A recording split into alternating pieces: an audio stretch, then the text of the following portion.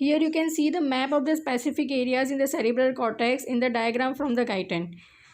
You can see the different lobe of the brain and the major function of the each part or the each lobe of the brain.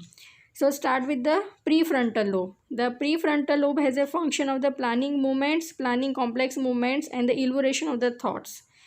Then the function of the frontal lobe, that is the motor function, that is a muscle movements function. Then we come to the parietal lobe. So the somatosensory function, the sensory function, it is a function of which part of the brain? Then that is the parietal lobe. So the parietal lobe has a function of somatosensory function. Then posterior part of the parietal lobe, it has a function of spatial coordinates of the body and the surroundings. So it basically collects the correlate the all type of sensory inputs, auditory, visual, and the sensory modalities, and decide accordingly.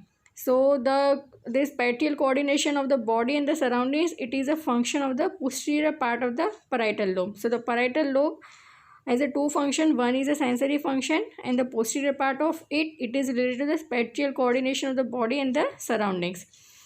So definitely it has a role in the memory also.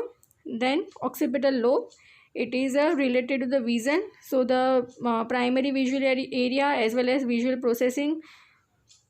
Okay, then there is a temporal lobe. Temporal lobe has a mainly the function of the hearing. Right, now you can see the specific areas, like the in blue area there is a area known as a Wernicke's area.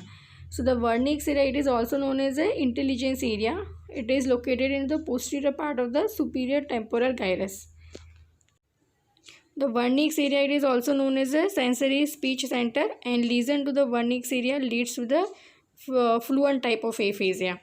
Then there is a Broca's area. It is located into the inferior frontal gyrus. It is also known as a motor speech center. Now the area that is mentioned as the naming of the objects, that is the angular gyrus. Here if there is a lesion to it, it will lead to the anomic type of aphasia. Then the anterior part of the temporal lobe, it is a limbic association areas, and you can simultaneously recall the limbic system, limbic cortex, and it has a function of behavior, motivations, and the emotions. So from this diagram you can easily remember the centers for different function of the central nervous system. Thank you.